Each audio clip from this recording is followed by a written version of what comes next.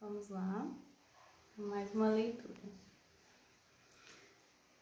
Nesta tarde, ao levantar os olhos do retrato do meu avô em seu escritório, eu ouvi. Achei estranho encontrar aquele livro fora do lugar, esquecido, sobre os braços de uma Chesterfield. Eu não deixara ali, disso tinha certeza. Teria apostado que minha mãe,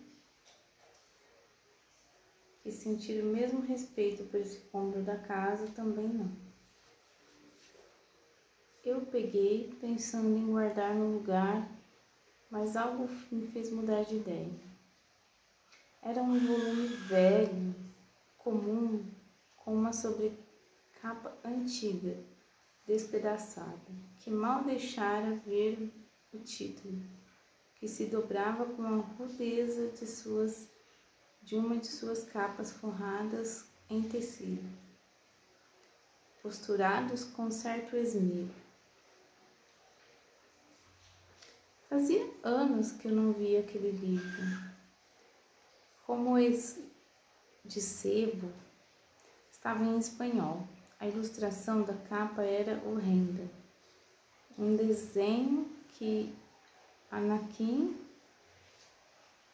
como que os editores barceloneses dos anos 70 costumavam usar. Eu busquei a página de rosto com o título O Castelo de Gorte. O nome era de autoria, impresso logo abaixo com a letra miúda e antiga, e me eletrizou. Victoria Godwin. Victoria Godwin? Quem diabos deixou isto aqui? Capítulo 4. Conheci essa escritora e eu me lembrava dela, não sabia como lembrava, mas lembrava. Como meu avô José, Victoria Godwin, havia sido uma das pessoas predestinadas a triunfar no mundo das letras. Não sou eu quem diz isso. Ainda dava para ler nas orelhas rasgadas o seu romance. O meu avô contou que o pai dessa autora fora um dos editores mais importantes do pós-guerra. Ele se chamava João Guzmán e tinha entratado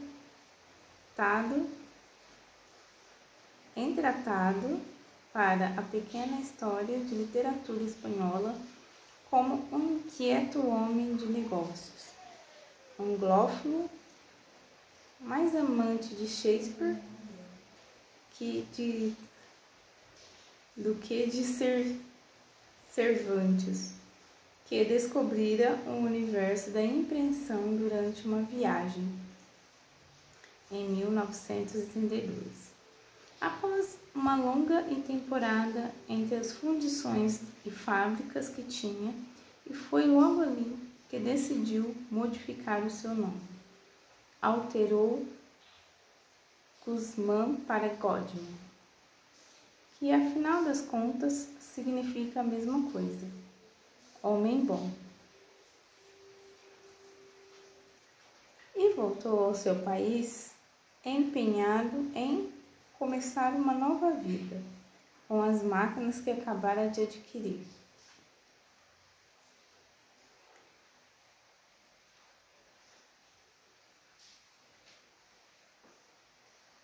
Eu perdi aqui. Sim. Com a nobreza que naquela época se concedia em Madrid a tudo o que fosse estrangeiro, João logo conquistou um posto de elite cultural no franquismos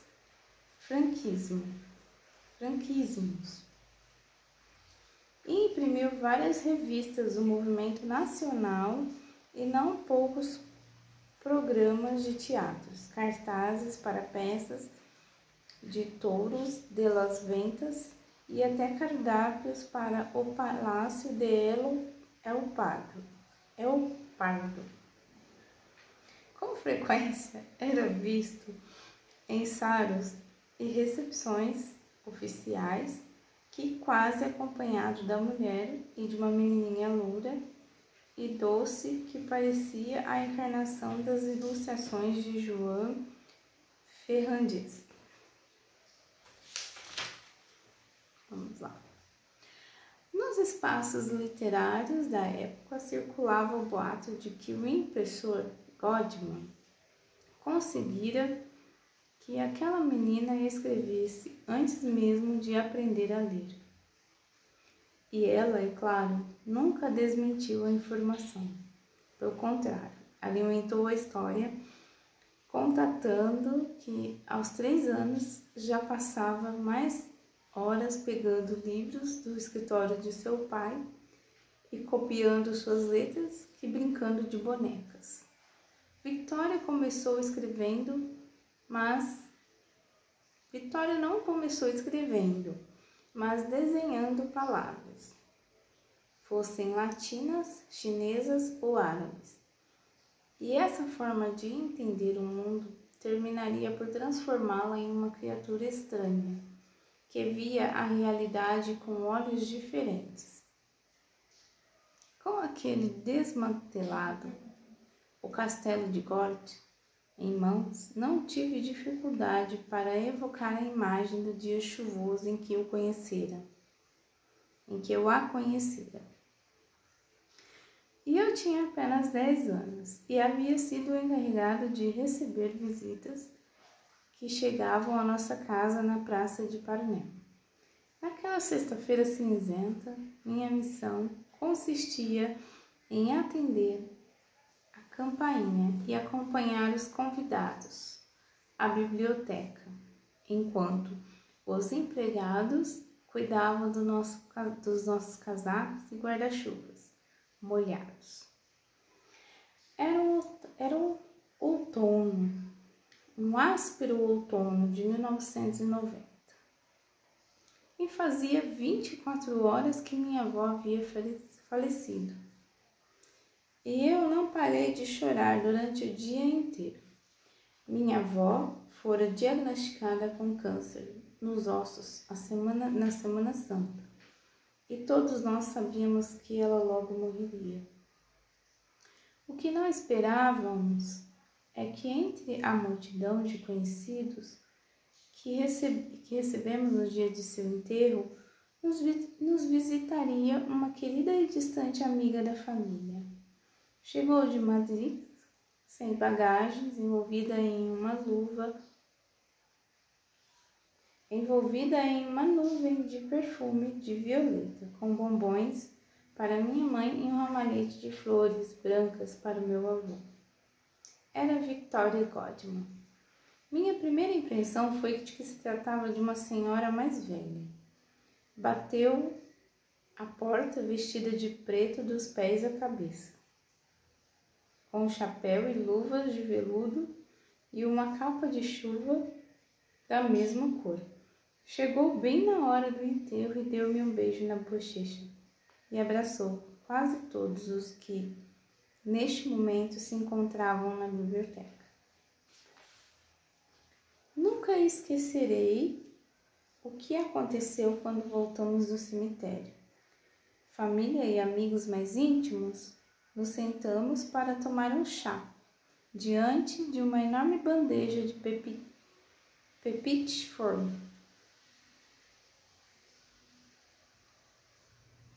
Então meu avô solene pediu para aquela recém-chegada nos contar como conhecer a minha avó. Na Irlanda, nos despedimos e assim, entre entes queridos, com uma longa conversa sobre sua vida, na qual cada convidado relatava o melhor momento compartilhado com o defunto. Foi com a filha de Alice, foi como uma filha para Alice Vitória e uma irmã para Glória. Meu avô, dando-lhe a palavra, entretanto, olhava com ternura para minha mãe. Aqui todos adorarão saber disso.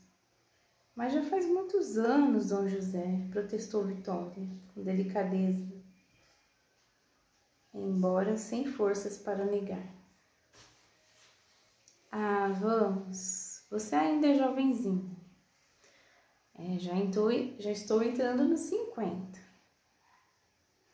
Neste momento, de forma discreta, minha mãe serviu chá e chocolate e abriu as cortinas da sala.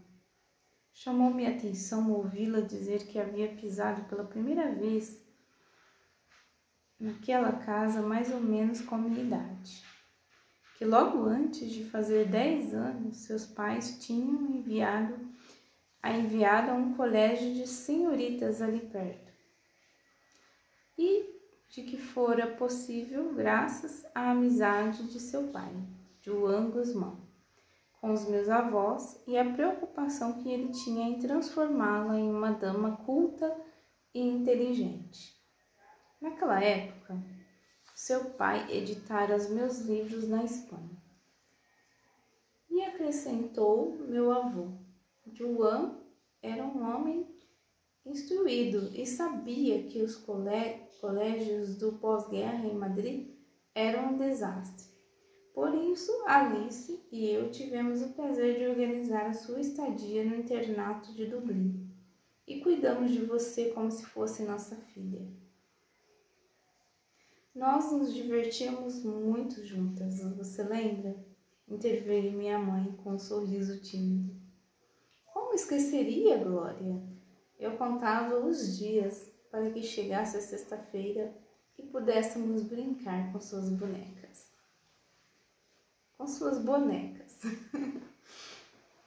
Lady Godma contou que, morta de frio e de fome, instalada no colégio de Saint Mary, aprendeu balé, piano e até esgrima.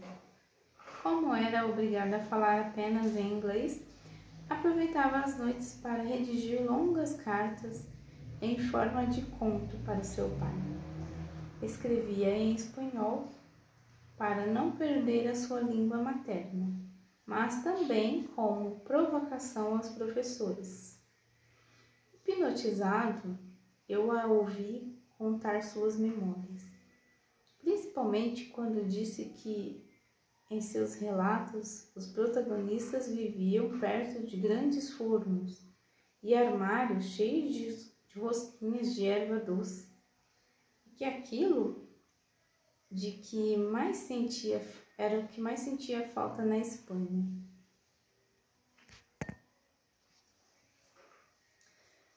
De modo contrastante, seus textos nunca foram doces. Condimentava suas fabulações com horripilantes diálogos entre seus colegas e os fantasmas das alunas assassinadas, e com traumas de terror que deixavam o meu avô, que se encarregava de enviá-las aos pais pelo correio, com o coração na boca, sem saber muito bem com o que fazer com aquele talento. Nós a convidamos para passar todos os fins de semana conosco, interrompeu meu avô. Alice e eu ficávamos viciados em suas histórias, eram tão intrigantes. Glória e o senhor eram um público muito exigente. A tia Alice, claro, acrescentou, triste. Ela adorava você. Meu avô afogou um suspiro. Você traduzia as suas histórias para ela e ela as corrigia entre calafrio e calafrio. Que lindo! Que lindo que ainda a chame de tia.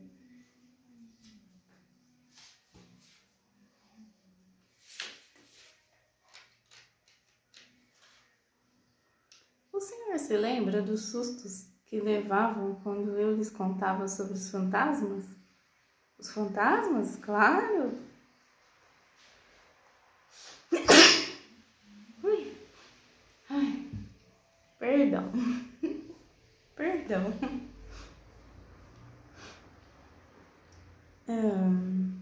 Ele arqueou as sobrancelhas. animado como se o sabor daquela palavra em desuso devolvesse a esses anos perdidos. Você tinha obsessão pelas procissões de almas penadas. Lembro-me muito bem. Naquela tarde, envolvido pelo relato de uma menina que sabia de onde vinham as histórias, descobri que Lady Vitória havia escrito seu primeiro romance, Os Mortos Somos Nós, aos 13 anos. E soube que quando voltou a Madrid e começou a publicar seus textos, já era uma mulher de 24 anos. E os seus livros eram exibidos nas vitrines da Casa del Libro de la Gran Via. Nessa época ganhou muitos prêmios e também sua primeira remuneração. Contudo, o maior sucesso naquele tempo, segundo o que lhe contaram, foi ter se casado por amor com um abastado descendente da família Leps, John Alexander. O casamento lhe deu o título de Lady, enquanto a renda de seus multimilionários negócios metalúrgicos e a ausência de filhos permitiram que ela nunca se afastasse daquele capricho de escrever.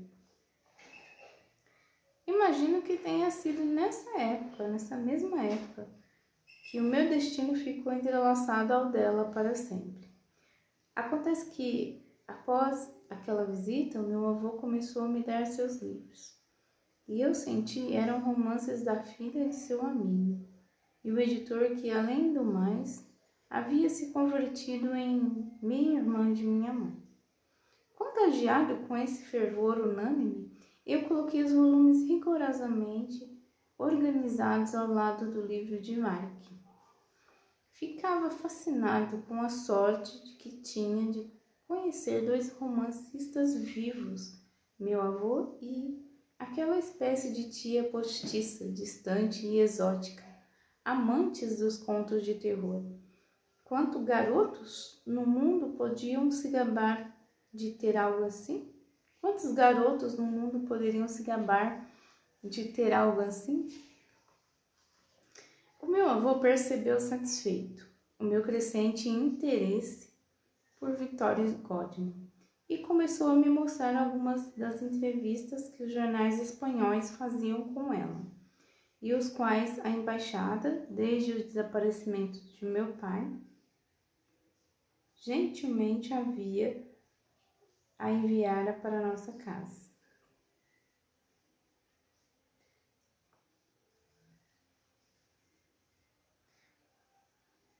Não era uma grande coisa, uma coluna de ABC em uma página e uma resenha com foto de IA ou cobertura no lançamento de um dos livros do Diário 16. Graças aos reportes, nunca perdi Victoria completamente de vista durante a minha infância. Foi por eles que soube quando ficou viúva, quando obteve o cargo de catedrática da Faculdade de Filosofia Complutense, e também quando anunciou que fundaria uma escola de letras experimental, com o apoio do campus. Nessa época, eu teria gostado de lhe perguntar sobre esses estranhos misteriosos que tanto impressionavam meu avô, mas não tive chance. Victoria havia se tornado uma mulher muito ocupada. Em algum lugar li que, para pôr em funcionamento seu pequeno laboratório literário, decidira emular Isadora Duncan, a criadora da dança moderna, uma diva que, quando chegou ao auge da carreira, fundou uma espécie de academia para investigar os talentos que garantissem a continuidade de sua arte. Ela deve ter ficado fascinada com essa iniciativa. Era uma mulher madura. e a perspectiva de culminar uma vida de literata ajudando os outros a conquistá-la, para ela deve ter parecido um dever supremo.